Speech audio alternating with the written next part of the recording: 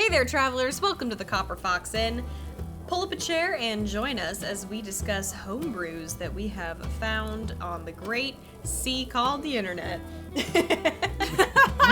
I'm Mercy, the Tiefling Wizard, and I am joined today by... Onog, the half-orc barbarian. Being the rock gnome rogue, we don't normally go in orcs this are order. allowed. Bard, the human Thomas! Oh, look at me! It's I'd So- go last, so I'm the funny one now. Yep. When you go last, you gotta be funny. It's the rule. I'm always funny every time. Oh, man. We're really shaking things up this episode. Before we get started, we want to thank today's sponsor. Thomas, you have that sponsor copy for us. Do I ever? Today's sponsor is Just gonna throw that to you.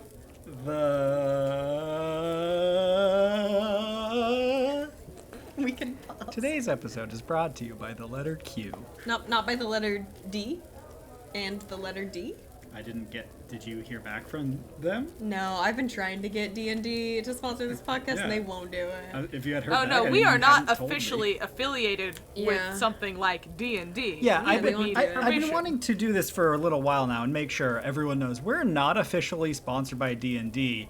And I know a lot of you have been wondering, like, what makes us qualified to speak authoritatively on Homebrew and on D&D and on Unearthed Arcana and all that kind of stuff. So I just wanted My to list out... encyclopedic knowledge of the rules. I just wanted to list out all of our qualifications to do that. Okay.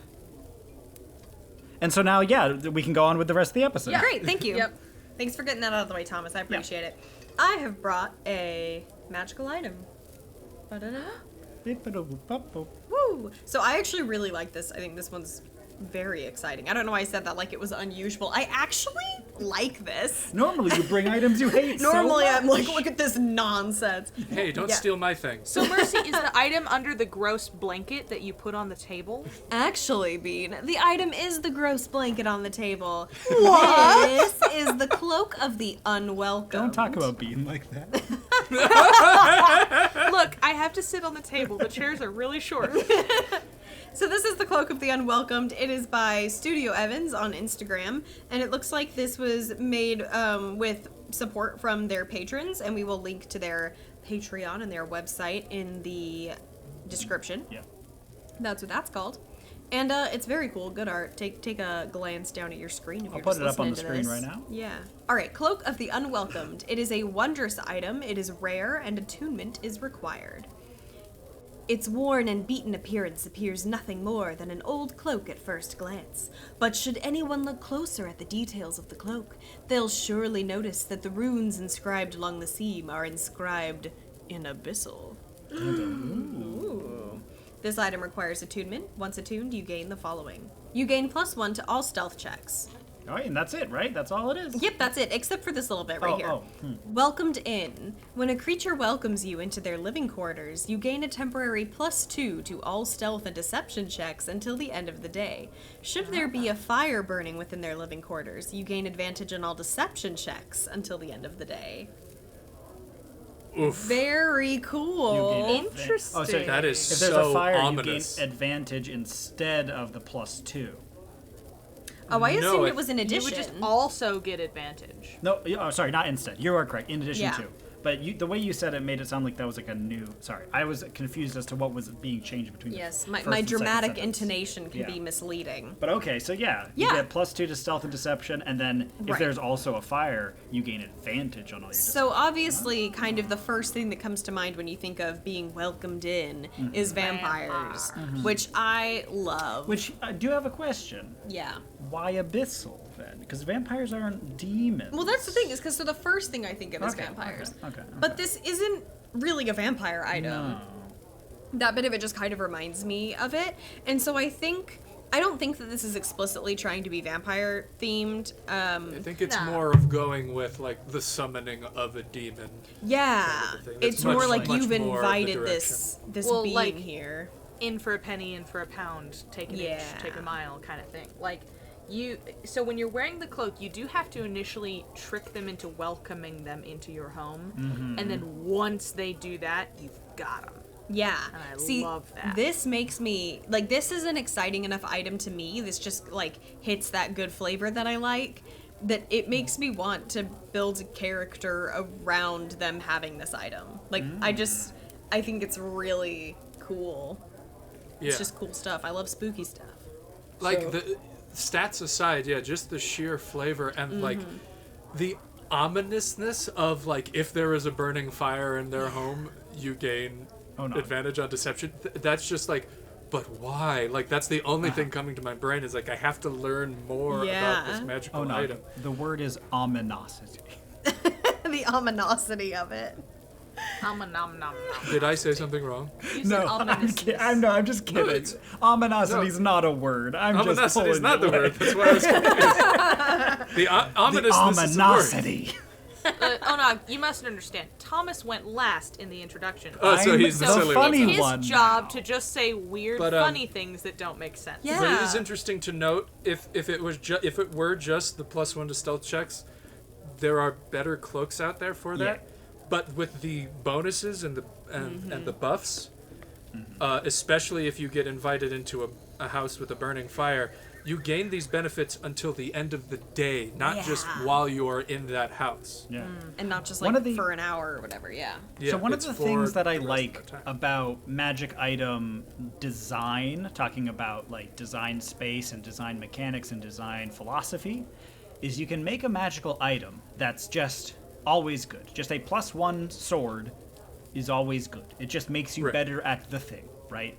But you can design magic items that their purpose is to inspire a certain style of play, because in order to get the full benefits of this item, you have to actively change how you approach the world around you as you're playing the game. And those are always more interesting to me. Because you can get a breastplate that gives you 20 strength, cool, whatever. But if you get a breastplate that says, like, if you do this course of action, you get 20 strength, now you have this sort of play space, this loop that you want to do of every day. How do I achieve that goal so I can get my benefit out of it? Yeah. Really cool. If I were DMing, I feel like it would be really cool to, and it's till the end of the day, so maybe you're not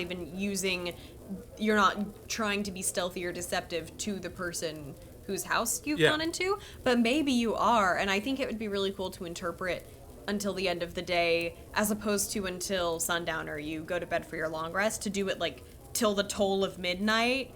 And I think I don't think you should always do this, because I think that it gets old and it's not really what D&D is supposed to be, but I think occasionally it's really cool as a DM to flip what are they called? I want to say time turner, and that's not what it is. Hourglass. I hate sand.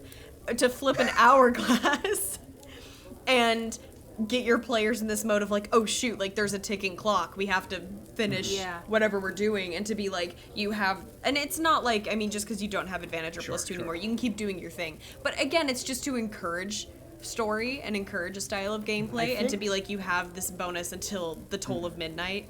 I think for me personally, because of how the wording of this item works, it would be a little too easy to just have like your party always welcome you to their tent just to benefit you, to be like, yeah, just every single day I technically welcome you into my tent so you get these bonuses. Where the play style I think it wants you to do is to be doing this to NPCs. So I might, if I was going to design the item or give feedback, I might throw in some caveat of when a creature invites you into their living quarters for the first time, or something like that. So it's like it has to be a new person. So you can't just like farm someone for invitations. I like that. So that the play style then encourages you to make new friends, quote unquote, with all these new people you meet, and get people to like you and invite you in, so that you can be better at stealing and sneaking and deceiving and all that kind of stuff. I think it would be cool to hear. Do we want to go around, and I want to hear what character you would make to use this item? Like, what kind of character would you play? Like, what play style would you be doing if you were using this item? Okay. I'll go first. I have a long-time character that I think this would actually work really well with, who is a warlock pact of the fiend, who is a tiefling, a typical red tiefling with a black goatee. But their flavor is that they're a bounty hunter for like hell, and so the devil puts names in their little black book, and they have to go hunt those people down to pay off their debt to that devil. And maybe those people are evil people who deserve it, maybe they're not, but this person has kind of stopped asking questions at this point, as they've had to face the harsh realities that, like, hey, you know, if the name shows up in my book, that is what it is. And so I feel like this would be good because that character has also a vibe of, like, coming into new towns very frequently, showing up, finding out who their target is and where they're at. So they would need to, like, make a friend in town, get information about the area, have somebody welcome them in so that they're better at sneaking into that person's house in the night and killing them. Yeah. Very cool. Nice. I kind of had two different things come to mind with this, because I already said it reminds me of vampires, but the other thing it reminds me of is fae, actually. And in official D&D lore, there isn't that much that's that specific about what the fae are like in their society, especially not in 5th edition, but I really enjoy turning to folklore to get inspiration for fae. And I've done a lot of playing around with homebrews that have to do with some sort of fae origin, and I like the idea of making some sort of creature that is maybe from the Feywild, or maybe a warlock who has a pact with a being from the Feywild and has this sort of mischievous nature where it matters who's invited where and who knows whose name, and those kind of arbitrary rules of interaction remind me a lot of Fey and folklore.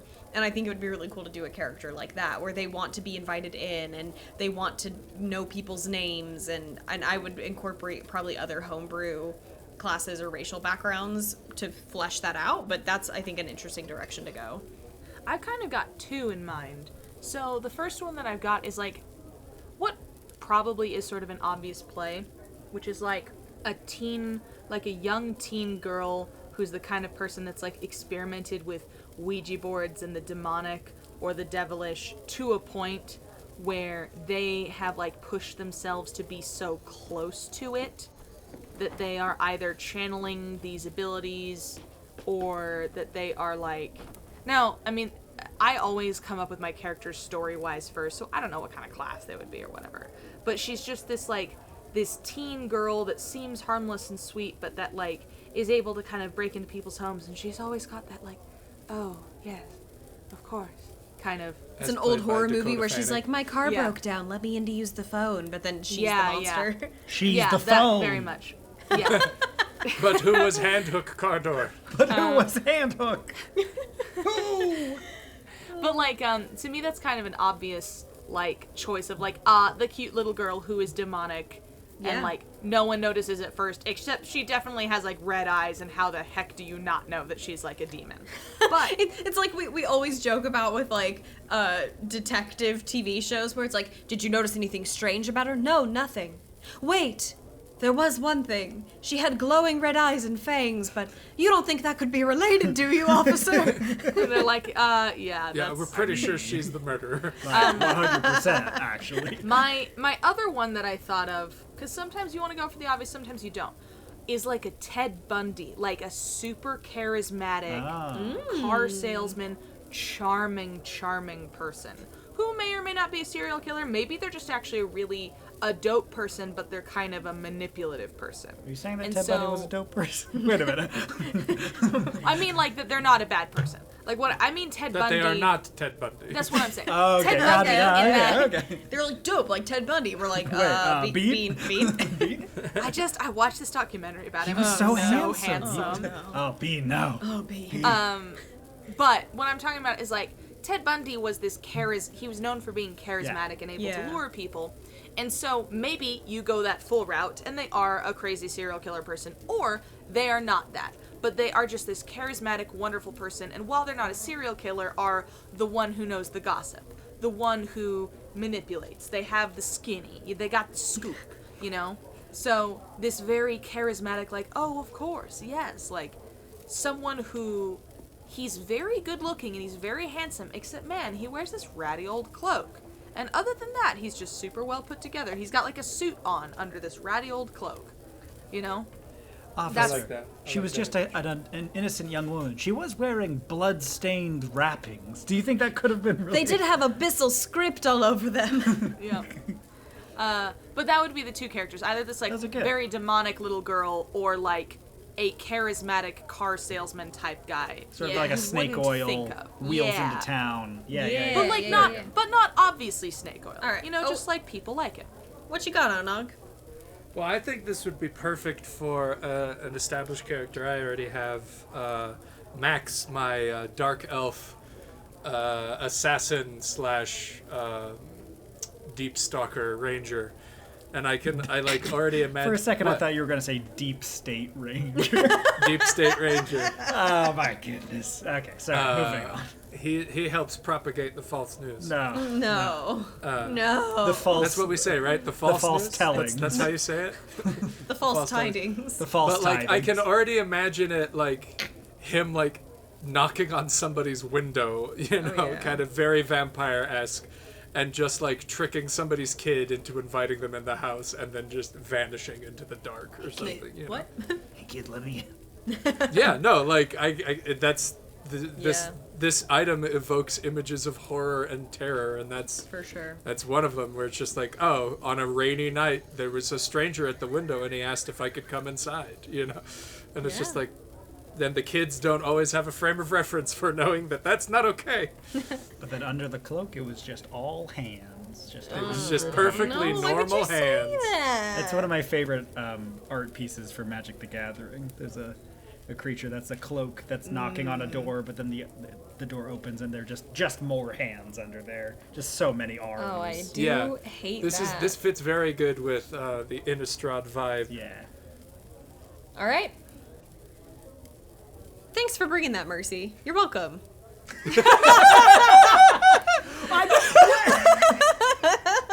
I'm the bean. I can't be thanking you for bringing it. Wait, does that mean okay? Thank you, Mercy, for the creepy cloak You're and bringing it welcome. to our attention. Oh, you can't keep it though. I No, need I that don't want for, it. Absolutely for some not. stuff I gotta do. It smells so bad.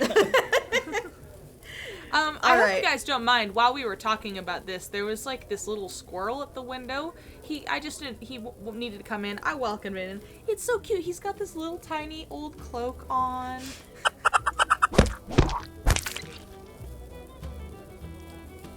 All right. Well, thanks for joining us, everybody. And I don't remember how we close these. Thanks so much for listening. I guess I'll close out for us today. Remember to comment below and tell us what you thought of this magic item. What character would you design around it?